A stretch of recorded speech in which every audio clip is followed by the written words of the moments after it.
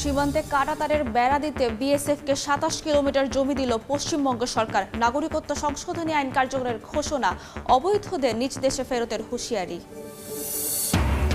স্থায়ী যুদ্ধ বন্ধে ইরানকে নতুন প্রস্তাব যুক্তরাষ্ট্রের, পর্যালোচনা করছে তেহরান। চুক্তি করতে ফের হুঁশিয়ারি ট্রাম্পের।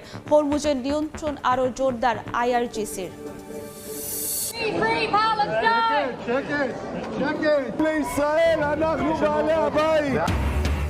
ফ্লোরিডার আটক মানবাধিকার কর্মীদের উপর নির্যাতন। ইতালি ও ফ্রান্সে ইসরায়েলি রাষ্ট্রদূতকে তলব। পার্লামেন্ট ভাঙার আইন পাশে রাজনৈতিক সংকটে নেতানিয়াহু।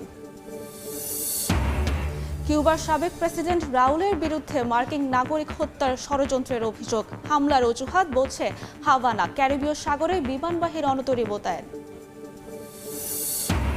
এবং মার্কিন গোল্ডেন ডোম ক্ষেপণাস্ত্র প্রতিরক্ষা ব্যবস্থা নিয়ে পুতিন শির উদ্বেগ। সম্পর্ক জোরদারে 40 চুক্তি সই। ঐতিহাসিক সফর শেষে বেইজিং ছাড়লেন রুশ প্রেসিডেন্ট। সময়ের সঙ্গে আছে আমি সাবরিনা মজুমদার। ভারতের পশ্চিমবঙ্গে অনুপ্রবেশ ইস্যুতে বড় সিদ্ধান্ত জানালেন শুভেন্দু সরকার। 2024 সালের 31 ডিসেম্বরের পর বিদেশি অনুপ্রবেশকারীদের গ্রেফতার করে সীমান্তরক্ষী বাহিনীর হাতে তুলে দেবে পুলিশ। একই সঙ্গে বাংলাদেশ সীমান্তের কাছে ভারতীয় ভূখণ্ডে কাঁটাতারের বেড়ার জন্য বিএসএফকে জমি হস্তান্তর শুরু করেছেন নতুন মুখ্যমন্ত্রী। এদিকে নাগরিকত্ব হারানোদের প্রতিবাদে কলকাতা ফের উত্তাল হয়ে উঠেছিল। ভারতের পশ্চিমবঙ্গ রাজ্যে শুরু হয়েছে অনুপ্রবেশকারীদের গ্রেপ্তারের নতুন অভিযান। এদিন রাজ্যটির মুখ্যমন্ত্রী শুভেন্দু অধিকারী ঘোষণা করেন, বুধবার থেকেই ডিটেক্ট, ডিলিট এবং ডিপোর্টের কাজ শুরু করবে পশ্চিমবঙ্গ পুলিশ প্রশাসন। মুখ্যমন্ত্রী বলেন, সিএ আইন অনুযায়ী 7টি সম্প্রদায়ের মানুষ নাগরিকত্ব সংশোধন আইনের আওতাভুক্ত। 2024 সালের 31 ডিসেম্বর পর্যন্ত যারা এই রাজ্যে এসেছেন তাদের পুলিশ কোনো রকম হেনস্থা করবে না বা আটক করতেও পারবে না। তবে যারা সিএ অন্তর্ভুক্ত নন তারা সম্পূর্ণই অবৈধ। তাদের সরাসরি রাজ্য পুলিশ গ্রেপ্তার করবে এবং বিএসএফ এর হাতে তুলে দেবে।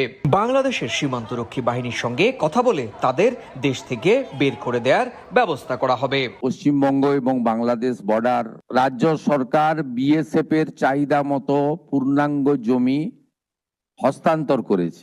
অবৈধ বাংলাদেশি অনুপ্রবেশকারী তাদেরকে সরাসরি বিএসএফ এর হাতে হ্যান্ডওভার করার জন্য আজ থেকে আমরা এই আইন কার্যকর করলাম।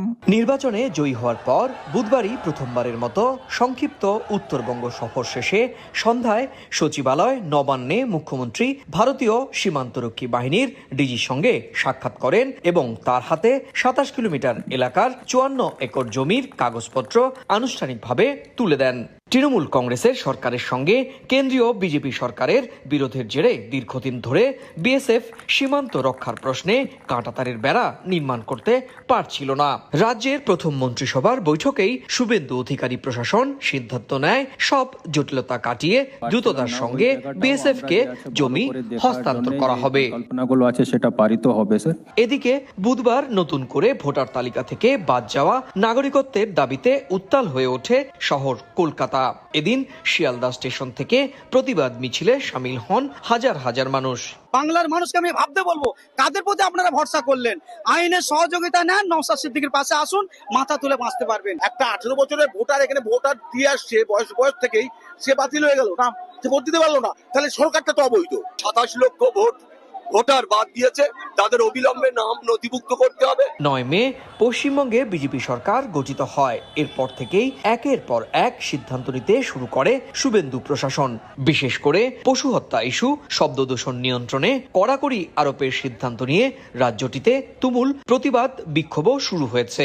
এরই মধ্যে অনুপ্রবেশ ইস্যুতে বড় সিদ্ধান্ত নিল বিজেপি রাজ্য সরকার। ইরান যুদ্ধ স্থায়ীভাবে বন্ধে তেহরানকে নতুন একটি প্রস্তাব দিয়েছে ওয়াশিংটন। বিষয়টি নিশ্চিত করেছে ইরানের গণমাধ্যম তাসনিম নিউজ। এমন পরিস্থিতিতে ইরানকে চুক্তিতে রাজি হতে ফের হুঁশিয়ারি দিয়েছেন মার্কিন প্রেসিডেন্ট। যুদ্ধ এড়াতে আলোচনার পথ এখনও খোলা রয়েছে বলে জানিয়েছেন ইরানের প্রেসিডেন্ট। এদিকে হরমুজ প্রণালীতে যে কোনো জাহাজের যাতায়াতের জন্য ইরানের অনুমতি ও সমন্বয় বাধ্যতামূলক করেছে তেহরান। সংঘাত স্থায়ীভাবে বন্ধে কূটনৈতিক চ্যানেলে চলছে দর কষাকষি। এরই ধারাবাহিকতায় ওয়াশিংটনের পক্ষ থেকে তেহরানের কাছে নতুন একটি প্রস্তাব পাঠানো হয়েছে। পাকিস্তানি মধ্যস্থতাকারীদের মাধ্যমে এই নতুন খসড়া প্রস্তাব পাঠানো হয় বলে নিশ্চিত করেছে ইরানি গণমাধ্যম তাসনিম নিউজ। এর আগে ইরানের পক্ষ থেকে একটি 14 দফার প্রস্তাব দেয়া হয়েছিল। এদিকে চুক্তি স্বাক্ষরের আগে ইরানের ওপর থেকে তেল নিষেধাজ্ঞা প্রত্যাহার করা হবে না বলে সাফ জানিয়েছেন মার্কিন প্রেসিডেন্ট ডোনাল্ড ট্রাম্প। শান্তি আলোচনার অংশ হিসেবে যুক্তরাষ্ট্র ইরানের ওপর থেকে তেল নিষেধাজ্ঞা তুলে নেওয়ার প্রস্তাব দিয়েছে বলে বিভিন্ন গণমাধ্যম সম্প্রতি দাবি করে। বিষয়টি উড়িয়ে দিয়ে ট্রাম্প বলেন, তেহরানকে শতভাগ সঠিক জবাব ও চূড়ান্ত প্রস্তাব রাখতে হবে, নয়তো যে কোনো মুহূর্তে কঠোর ব্যবস্থা নেওয়া হবে।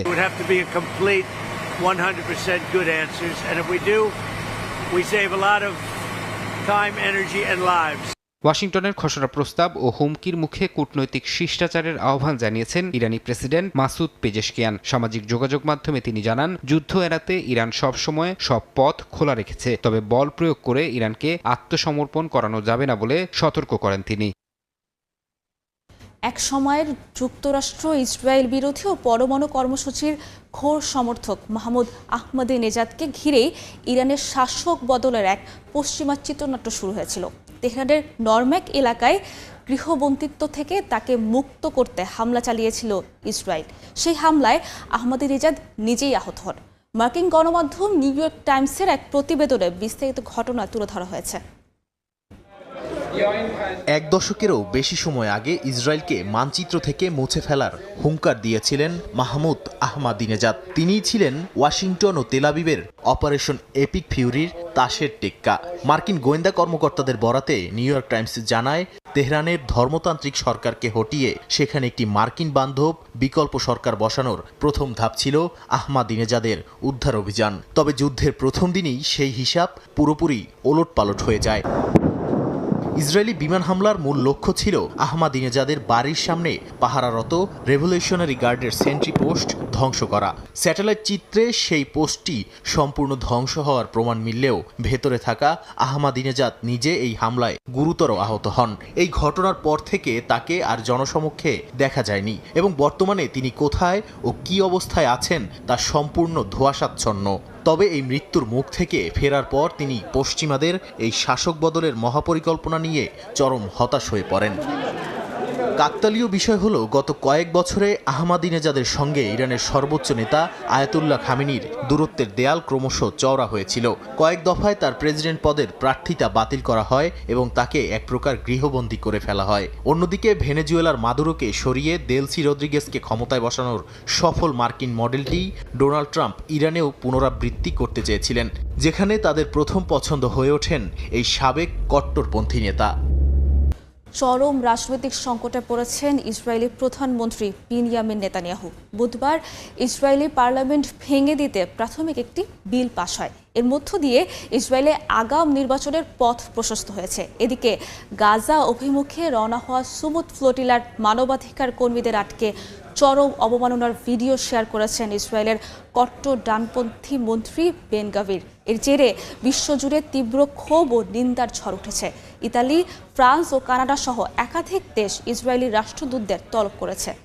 ইসরায়েলি মন্ত্রীর এমন আচরণে বন্দীদের মানবাধিকার লঙ্ঘনের দৃশ্য বিশ্ব নেতাদের ক্ষুব্ধ করে তুলেছে। ইতালি, ফ্রান্স, নেদারল্যান্ডস ও কানাডা এটিকে মনুষ্যত্বের অবমাননা ও দানবীয় আচরণ আখ্যা দিয়ে নিজ নিজ রাজধানীতে নিযুক্ত ইসরায়েলি রাষ্ট্রদূতদের তলব করেছে। এমনকি খোদ মার্কিন রাষ্ট্রদূত মাইক হাকাবি মন্তব্য করেছেন, এই ভিডিও প্রকাশ করে বেন গভির ইসরায়েলের মর্যাদাকে ক্ষুণ্ণ করেছেন।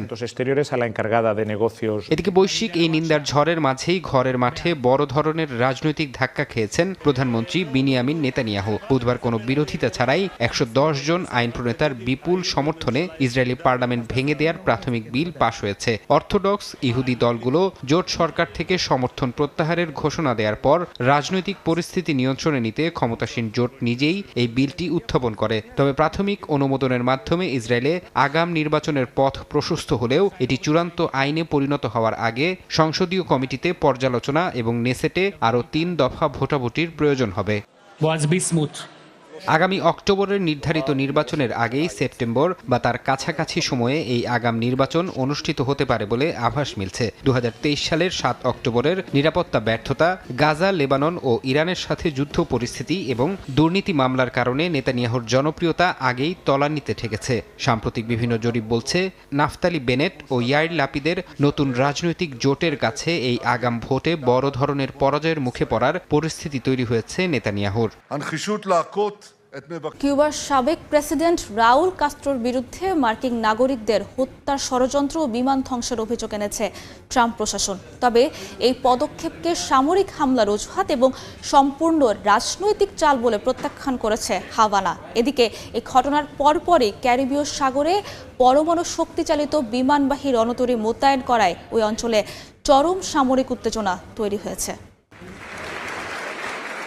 কিউবার বিপ্লবী নেতা ও সাবেক প্রেসিডেন্ট রাউল কাস্ত্রোর বিরুদ্ধে নজিরবিহীন পদক্ষেপ নিল যুক্তরাষ্ট্র।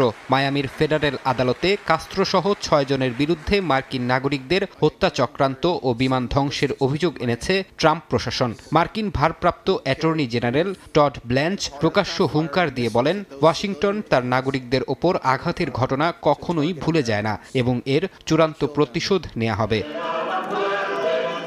1996 সালে কিউবান প্রবাসীদের মায়ামি ভিত্তিক স্বেচ্ছাসেবী সংগঠন ব্রাদার্স টু দ্য রেস্কিউয়ের 2টি উড়োজাহাজ ভূপাতিত করার ঘটনায় রাউলের বিরুদ্ধে মার্কিন নাগরিকদের হত্যার ষড়যন্ত্রের অভিযোগ আনা হলো। তবে কিউবার বর্তমান প্রেসিডেন্ট মিগুয়েল দিয়াজ কানেল সামাজিক যোগাযোগ মাধ্যম এক্সে এক পোস্টে জানান, বারবার আকাশসীমা লঙ্ঘনের পর কিউবা সেদিন আত্মরক্ষার্থেই ওই পদক্ষেপ নিয়েছিল। এই মামলাকে একটি রাজনৈতিক চাল এবং সামরিক হামলার অজুহাত তৈরির চেষ্টা বলেও আখ্যা দেন তিনি। এদিকে রাউল কাস্ট্রোর বিরুদ্ধে আনা অভিযোগকে একটি বড় মুহূর্ত বলে অভিহিত করেছেন মার্কিন প্রেসিডেন্ট ডোনাল্ড ট্রাম্প। তবে কিউবার সাথে কোনো সামরিক উত্তেজনা বাড়ানোর প্রয়োজন দেখছেন না বলেও মন্তব্য তার। যদিও ট্রাম্পের এমন মন্তব্যের পরই ক্যারিবীয় সাগরে বিমানবাহী রণতরী ইউএসএস নিমিটস এর নেতৃত্বাধীন একটি শক্তিশালী স্ট্রাইক গ্রুপ মোতায়েন করা হয়েছে। মার্কিন সাউদার্ন কমান্ড জানিয়েছে, যে কোনো কৌশলগত সুবিধা অর্জন এবং স্থিতিশীলতা রক্ষায় এই রণতরী চরম প্রাণঘাতী ভূমিকা রাখতে সক্ষম। এই রণতরী মোতায়েনের মাধ্যমে সম্ভাব্য মার্কিন সামরিক হস্তক্ষেপের আশঙ্কা করছে কিউবা। এর আগে ভেনেজুয়েলার সাবেক প্রেসিডেন্ট নিকোলাস মাদুরোকে একইভাবে অভিযুক্ত করার পর মার্কিন বাহিনী তাকে আটক করার অভিযান চালিয়েছিল। তবে কিউবা সরকার হুঁশিয়ারি দিয়ে বলেছে, যে কোনো সামরিক আগ্রাসনের বিরুদ্ধে আত্মরক্ষা করার সম্পূর্ণ অধিকার হাভানার রয়েছে এবং এমন কোনো পদক্ষেপ নেওয়া হলে তার পরিণতি হবে এক ভয়াবহ রক্তক্ষয়ী যুদ্ধ। সময় আরো থাকছে। কঙ্গো উগান্ডায় ইবোলা ভাইরাসের সংক্রমণে মৃতের সংখ্যা বেড়ে 139, আক্রান্ত 600। ভ্যাকসিন তৈরিতে লাগবে অন্তত 9 মাস। বিশ্ব স্বাস্থ্য সংস্থার সতর্কবার্তা। মধ্যপ্রাচ্য সংকট নিয়ে গভীর উদ্বেগ প্রকাশ করেছেন শি জিনপিং ও ভ্লাদিমির পুতিন। ইরানে দ্রুত স্থায়ী যুদ্ধবিরতি ও সংলাপের উপর জোর দিয়েছেন দুই নেতা। মার্কিন গোল্ডেন ডোম ক্ষেপণাস্ত্র প্রতিরক্ষা ব্যবস্থা নিয়ে উদ্বেগের কথা জানিয়ে বহুমুখী বিশ্ব ব্যবস্থা গড়ে তোলার ইঙ্গিত দিয়েছেন তারা। রুশ প্রেসিডেন্টের চীন সফরে দুই দেশের মধ্যে প্রায় 40টি চুক্তি স্বাক্ষরিত হয়েছে। বুধবার দ্বিপাক্ষিক সফর শেষে বেইজিং ছেড়েছেন রাশিয়ার প্রেসিডেন্ট। চীনের রাজধানী বেইজিংয়ে বুধবার সফরের শেষ দিন ব্যস্ত সময় পার করেন রুশ প্রেসিডেন্ট ভ্লাদিমির পুতিন। চীনের প্রেসিডেন্ট শি জিনপিং এর সঙ্গে বৈঠকে মধ্যপ্রাচ্যের চলমান পরিস্থিতি এবং ইরান সংকট নিয়ে আলোচনা করেন তিনি। আলাপকালে শি জিনপিং বলেন, এই অঞ্চলে দ্রুত স্থায়ী যুদ্ধবিরতি ও সংলাপ অব্যাহত রাখা জরুরি। একই সঙ্গে নতুন করে সামরিক উত্তেজনা এড়িয়ে চলার আহ্বান জানান তিনি।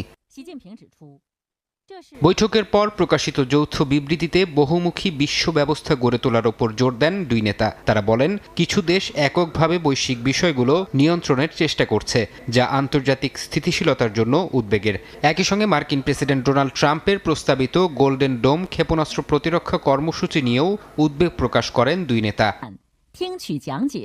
পুতিনের সফরে চীন ও রাশিয়ার মধ্যে দীর্ঘমেয়াদী কৌশলগত সম্পর্ক আরও জোরদারে প্রায় 40টি সহযোগিতা চুক্তি ও যৌথ ঘোষণাপত্র স্বাক্ষরিত হয়েছে। দুই নেতাই জানিয়েছেন, বর্তমান ভূ রাজনৈতিক পরিবর্তনের মধ্যেও পারস্পরিক সহযোগিতা আরও গভীর হবে তাদের। পাশাপাশি জ্বালানি, বাণিজ্য, প্রযুক্তি ও জনগণের মধ্যে যোগাযোগ বৃদ্ধির বিষয়েও গুরুত্বারোপ করা হয়। মার্কিন প্রেসিডেন্ট ডোনাল্ড ট্রাম্পের সাম্প্রতিক বেইজিং সফরের এক সপ্তাহের মাথায় পুতিনের এই সফর আন্তর্জাতিক কূটনীতিতে নতুন গুরুত্ব তৈরি করেছে। বুধবার স্থানীয় সময় রাতে বেইজিং ক্যাপিটাল ইন্টারন্যাশনাল এয়ারপোর্টে পিপলস লিবারেশন আর্মির গার্ড অব অনারের বিদায়ী অভিবাদন গ্রহণ করে রাশিয়ার উদ্দেশ্যে বেইজিং ত্যাগ করেন ভ্লাদিমির পুতিন।